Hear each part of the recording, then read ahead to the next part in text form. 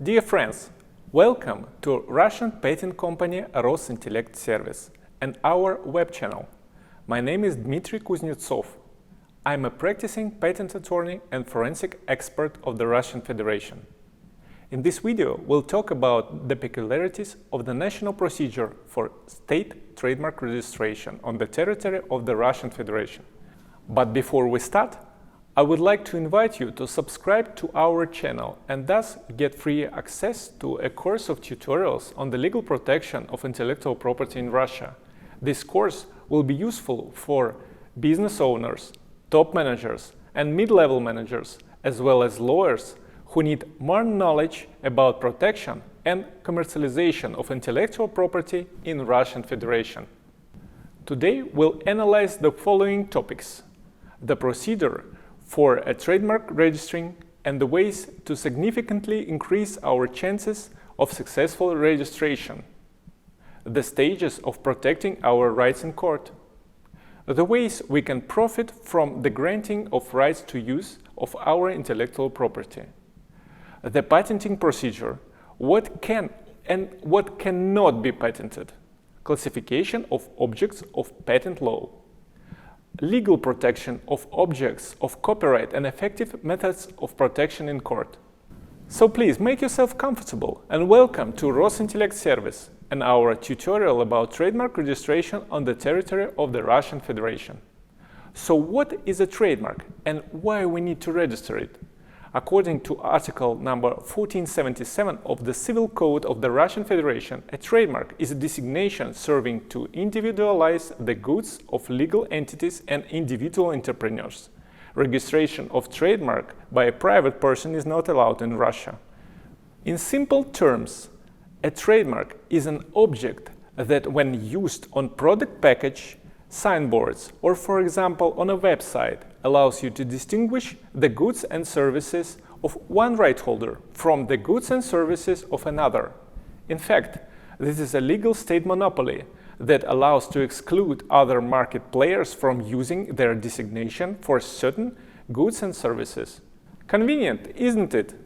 No one will be able to name their product or services same way as you do or in a similar way. A trademark is a powerful legal instrument supported by a state certificate and valid for an unlimited term if it's timely renewed. In Russian jurisdiction, the presence of a trademark, with exception for cases of unfair competition or abuse of the right by the right holder, is a determining factor for winning the case. In this regard, dear friends, it's mandatory to register trademark in Russia.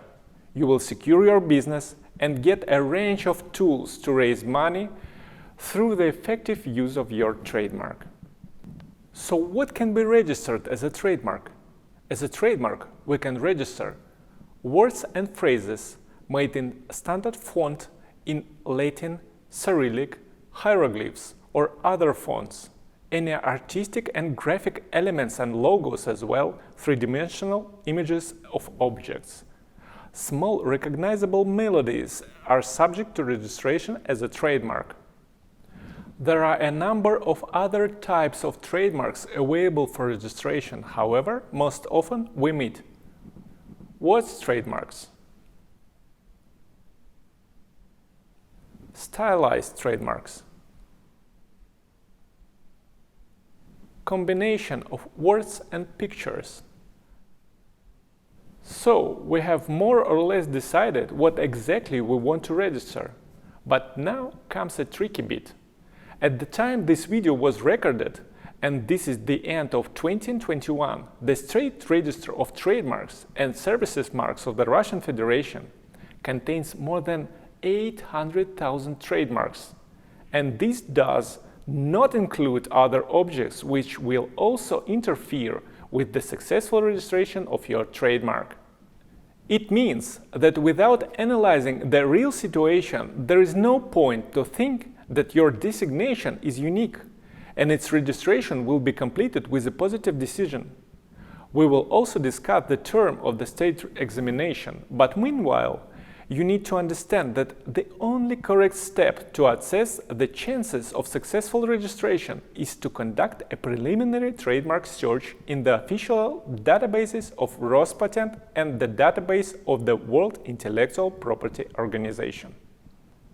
Some of you maybe are thinking now, we have conducted a search, checked the information in the main search engines and in free internet databases, and are sure that nothing will prevent the registration of our trademark. Well, I will not argue with you. I will only say that the database of the Russian Patent Office, unlike most databases of foreign offices, is currently closed for wide access, and it's not free of charge. Moreover, the Patent Office itself provides search services but without providing analytical information in their reports, and takes a lot of money for this. Thus, the information you received is 99% incomplete and unreliable. In order to understand the full depth of scale of the problem, I attach a link to article number 1483 of Civil Code of the Russian Federation. The article includes a complete list of grounds on which the office can refuse, and believe me, often refuses applicants to register trademark. From my point of view, the most important and defining advantage of a patent attorney conducting a competent search is the conclusion and the recommendation given by this specialist. Patent attorneys are highly specialized professionals in the field of intellectual property protection who, according to Russian laws, have at least 4 years of experience in their specialization and have successfully passed a difficult state exam with obtaining a patent attorney certificate and receiving an individual number. If you want to register a trademark successfully, conduct a search, review a report's result, read the conclusion, and follow attorney's recommendation. Now that we have understood the importance of conducting a preliminary search, let's finally talk about state expertise and how registration of a trademark takes place in Russia. The procedure itself consists of 3 main stages: formal examination, substantive examination, and the last stage is the entry of information into the State Register of Trademarks with the issuance of a trademark certificate. As we remember, there is also a possibility of refusal, and then we can prepare additional grounds and arguments by filing an objection to the Chamber for Patent Disputes, a special department in the structure of the Patent Office that allows you to challenge the decision of a state expert before trying to do it in court. How complicated it is, you say, and you are partly right. But let's still try to get to the bottom of the main features of each stage in simple words. So, the first stage is a formal examination. It starts immediately after we file an application and lasts for an average 1 month from the date of submission. During the examination, a government expert only checks if application documents are filed correctly and completely. The application must necessarily contain trademark itself, its description, a list of goods and services, the name and address of the applicant. Moreover, the fact of payment of the government fee for conducting both a formal examination and a substantive examination. If the expert does not like anything, an official action is sent to the applicant or his representative. If everything is good, the application is accepted for consideration, and the second stage, a substantive examination, begins. I have already mentioned article number 1483 of the Civil Code of the Russian Federation. So, as part of the substantive examination, the state expert will check the designation submitted for registration for compliance with the conditions of its registration as a trademark. In other words, the expert should not have any questions about any of the paragraphs of the article number 1483 of the Civil Code of the Russian Federation. If the expert discovers any grounds for refusal based on the result of the examination, the applicant will be sent a so-called provisional refusal notification, which will indicate the grounds on which the trademark cannot be registered in full or in relation to certain goods and services. This is a very important point to which I would like to draw special attention. Many applicants take this notice as the final refusal, accept it and do nothing else. You need to understand that filing of a trademark application doesn't require too much effort and special competences, but preparing competent arguments in response to the provisional refusal and removing the grounds for refusal for each of the points does require professional knowledge, competences, and experience. It is thanks to the clever grounds that my colleagues from various professional patent organizations around the world actually provides so high rates of successful registration. Sometimes, reading such grounds and the arguments included in them, I see full studies of dozens of pages in which a patent attorney, confidently and clearly using the main factors of perception of a trademark, explains to an expert why it is still worth granting legal protection to a designation under a filed application.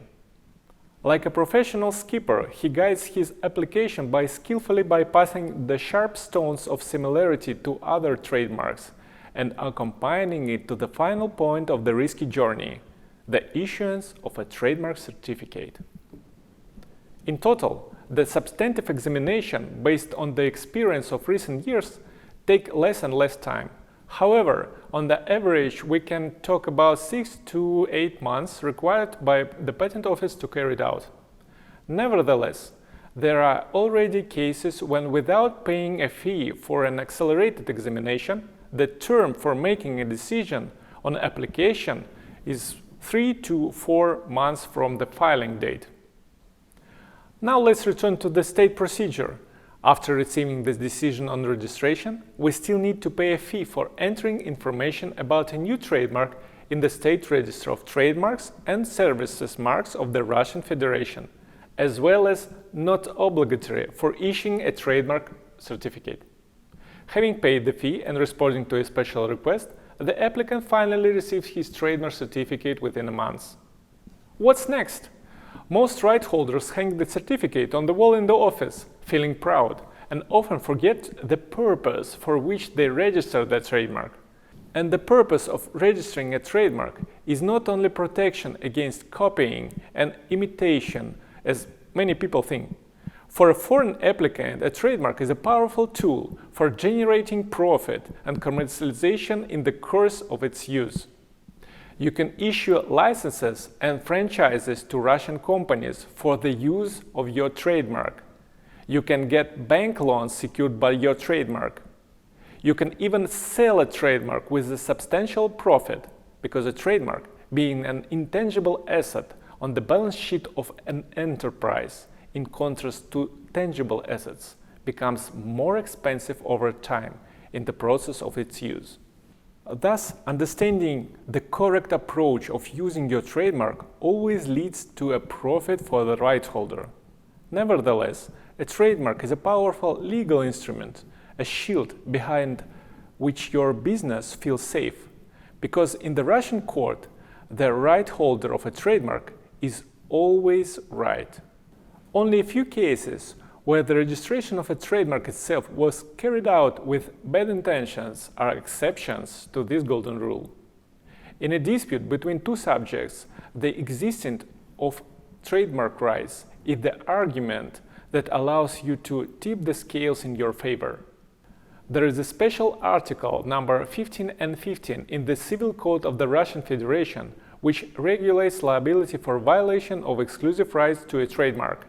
The plaintiff states in the claim one of two mutually exclusive methods of payment of compensation, namely either from 10,000 rubles up to 5 million rubles, and in this case he is exempted from providing the amount of damage, and the exact amount will be established by the decision of the court, based on the nature of the violation, or doubled value of the goods, or doubled value of the rights to use of the trademark.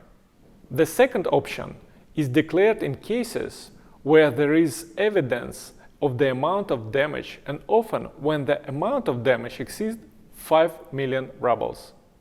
At the same time, counterfeit goods are naturally subject to withdrawal from civil circulation and destruction.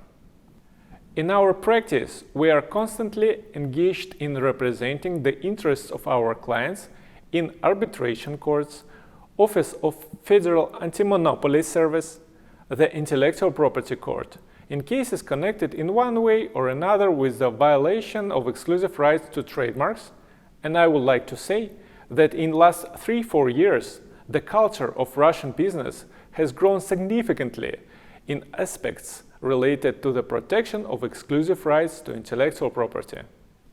Russian legislation is not precedent. The courts are not involved in collecting evidence, and in addition, the court's decision relies heavily on the opinion of forensic experts, qualified specialists engaged by the court to assess and establish important circumstances of the case.